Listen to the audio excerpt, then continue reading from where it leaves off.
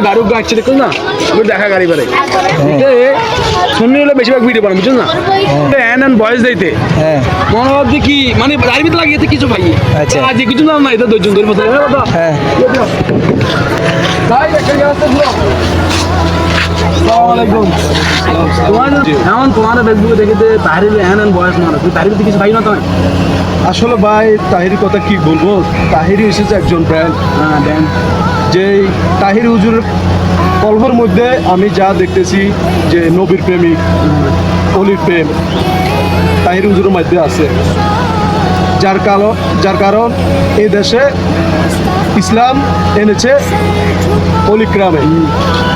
যারা আউলিয়া ক্রামে যে ইসলাম বাংলাদেশে ইসলাম আছে, এখানে তো আল্লাহ রসুলও বাংলাদেশে আসেনি ইসলাম কায়েম করেন না, যে অলির মাধ্যমে তো হয়েছে।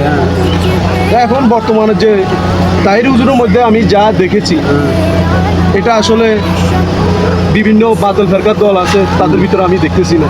যার কারণ দেখে কিছুদিন আগে ঢাকা মিরপুর যে একটা অজুহাত দেখাই ওখানে মাদক বিক্রি করা হয়, এখানে প্রায় 150-200 মানুষ যায়, যারা জারত করতে গেছে তাদের পর্যন্ত হামলা করছে।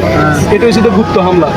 যার কারণ একটা জিনিস হামলা করতে হইলে সরাসরি হামলা করতে হবে, না হলে নোটিশ পাঠাতে হবে।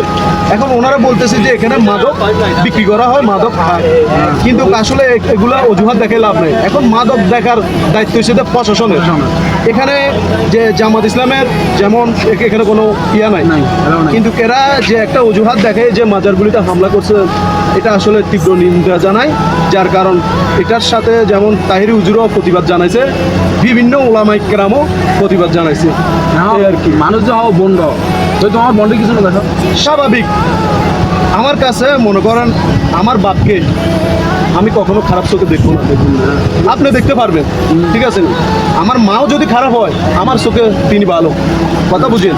যার যার পীর তার কাছে, যেমন আপনি এমন একজন পীরকে ভালোবাসেন, মহব্বত করছেন, আপনি ওনার প্রতি একজন ভক্ত, হ্যাঁ, অন্য কেউ যদি বলে উনি খারাপ, তাহলে আপনি ওইটা কি দেখবেন না, কিন্তু আমি বলবো যে উনি ভালো, কিন্তু আমার চোখে তাহির হুজুর ভালো। এখন ভণ্ড যারা বলে মনে করেন স্বাভাবিক, একজন মানুষ সবাই প্রেমিক হতে পারে। বন্ড যে বলে কি কারণে বলে একটু আপনি ব্যাখ্যা দিতে পারবেন?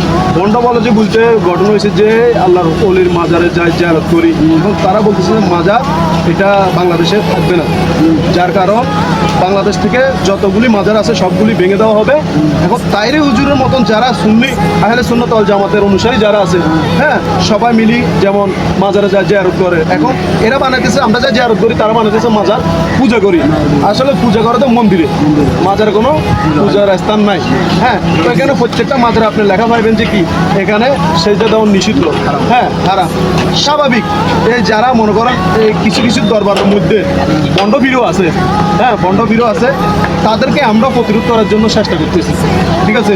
যেমন দরবারের ভিতরে আচ্ছা আচ্ছা, এখন কাজ আসে মানে হয় না, এখন বাইরে হয়, আপনি বয়ান মানে কি তাহির বন্ড বলে ওই কারণে ওই মাজার বিক্রি করে কেন বন্ড বলা হয়? যেমন রসুলের যে শান মানগুলি গাইতেছে, হ্যাঁ, এগুলো হচ্ছে শান মান, এগুলো হচ্ছে শান মান। এখন ওরা বলতেছে যে এটা কি বাউল গান, হ্যাঁ, এখন বাউল গান হইতাম এদেরকে বলা তো মানে কি বাউল মানে তাহিরি মানে বাউল তো দিলাম একবার আমি অন দিন হইন কিন্তু তারা মন চলে না, মন তো অবশ্যই শুইতে হবে ভাই। আসলে একজন মানুষকে না না এনে সবসময় দেখি আর আমাকে যাই আপনি একদিন আমি একদিন আপনাকে তাহির হুজুরের সাথে পরিচয় করাই দিব। আর তাহির হুজুরের মনের সম্বন্ধে আপনি যদি একবার মিশুন, তাহলে আপনি বলতে পারবেন ওনার মনের সম্বন্ধে। ওটা তো আমি তোমার যদি বললে আমি তোমার হতা না ফিরে বলি অবশ্যই প্রেম করতে হবে, বুঝে বলে দিলে আপনি অবশ্যই বুঝবেন, বুঝবেন না কেন লাগবে না সাহাবে না ইনশাল্লাহ। চলেন, অসুবিধা কি আছে ইনশাল্লাহ।